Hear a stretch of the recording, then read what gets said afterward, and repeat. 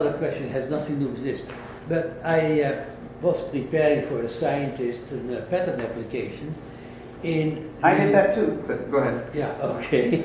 And because I was an international patent attorney for this scientist.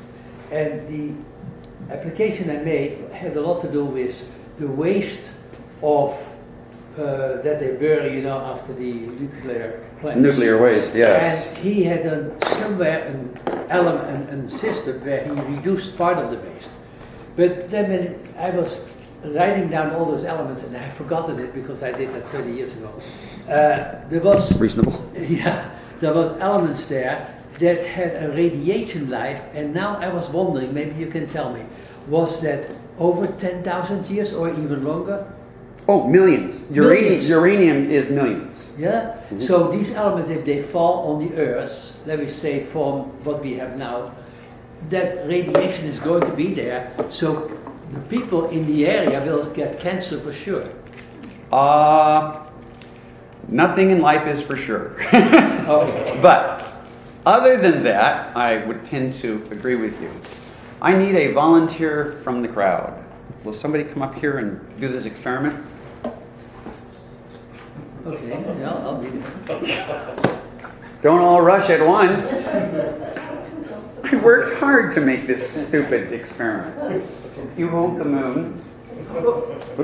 Actually, yes. Okay. What I want you to do is to actually bring it up to your eyes or to your nose. Close one eye. I'll hold the end of it. Move the moon until it covers the... Whoops, it's not. Till it covers the Earth. Yeah, till it covers the Earth. Tell you what, I'll let you hold the end of it. Yeah. And so use this hand to hold the paper clip, and then slide the moon forward until it covers the moon. I got the... Until it covers the idea. Yeah, now it covers. So now let it go, right? Yeah. Why don't you use this finger to just push it down until it covers the Earth. Yeah. So okay. Did it now It shows cover you the that the Earth is a lot bigger. Yeah. But I couldn't see it right away. Yeah. Actually, it's the other way around. The Earth is going to cover the moon. I should have had you. Ah, brilliant. Okay, let's try it this way. Yeah. Why don't you put that up on a chair so Okay. it's at your eye level, or And maybe then closer to your eye level. this one, yeah. Okay. I'm going to start from here. Tell me when you see the moon. To look over it. I see it. You see it. Okay. I'm going to make a cute little knot here. Okay. He says that's about where I still need your help. Yeah. So hold that. And let's stick this in here. Nope. Yeah, that was good. Or you can hold it. Okay. Now, let's try. Great. Why don't you come over here where it's a little bit darker? I tried to darken the room, but I didn't succeed.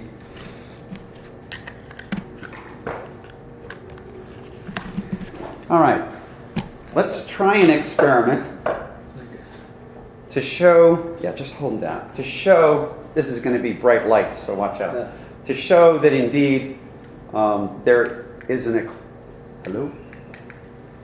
Have you died? You died. Wonderful. Let's try this guy. Okay. Now, see the shadow of the moon moving on the earth? They see that. So you can see that the shadow of the Yeah. moon, if I can move this far enough away, comes across the earth. The problem is this has 1, 2, 3, 4, 5, 6, 7, 8, 9, 10, 9 light sources. So if you really want to do this properly, you need a single light source. Would you please take this for me? Far, far away. So the idea is that if you have a single light source and you point it at... It's not bright enough. Probably not. And you point it at the moon. See the shadow showing up a little better now? I'm trying to get the... There. Right now you can see the shadow of the moon right down here. And if I had the light properly aligned, we'd see it right in the middle. This worked at home. Anyway, the point I was trying to make, darn you for not working, rat, is that how you design your experiment makes a big difference. Clearly, I didn't design that one as well as I thought I had. But at home, when I use this to project the moon onto the Earth, and I should have just used discs, I think, and that would have been easier. You get 9 shadows, one from each LED. And so you would have to walk quite a ways away to get them to merge so that they would act as if they were a point source. This, however, is just something you stick up against the wall with a little bit of stickum, and you turn it on and it's got a single LED. So I use these in my closet sometimes. But the point is, it's a single source, and that's how the sun acts. It's so distant from us that even though it has a diameter, the effect is that the rays from the sun hit the Earth essentially in parallel, almost like a laser. So if you were to draw the Earth and then draw sun rays coming in, they're almost all going to be very close to parallel, which is why the measurement of those wells was valid, or even close. If that were not true of the sun's rays, then that experiment that Eratosthenes did would not have succeeded. Any other questions on chapter 4?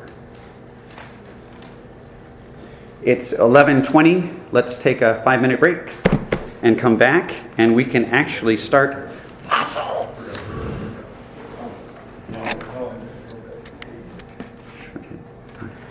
It's no longer a debatable point. We have many fossils which you could call an intermediate group. Do they have anything in common? Those fossils that show appendages? Yeah, well, the thing is, the whole point of this picture of the skeletons of the whales is that you can see that most of the ribs and the spine stay about the same. And the skull changes some, but not a whole lot until you get to the very end. So evolution usually occurs in a gradual fashion, although you'll hear of punctuated equilibrium, but I'm going to leave that alone. What causes something to change in the middle of developing? No, it doesn't change in the middle of developing. It changes by mutation, and that develops into something different. Yeah. As a doctor, you probably also can tell how many things we have in our body that we really don't need because they're left over from before. Right. Like, the appendicitis. Right. And the thing is, we're now trying to... We have a number of vestigial organs, including the appendix. Vestigial is the proper medical term. The problem is that we're now discovering that they may have some function. Yeah. It may be that the appendix is essentially a lymph node, so to speak, but in a different shape and place, and that it reacts against certain things in that tiny little pocket of the appendix. Like an overflow? No. I think it's just that because it's there, the immune system can get at it. Yeah. And the tailbone is also a portion we don't need, right? Yeah. Well, I don't know. If you've ever broken your tailbone, it feels like you need it.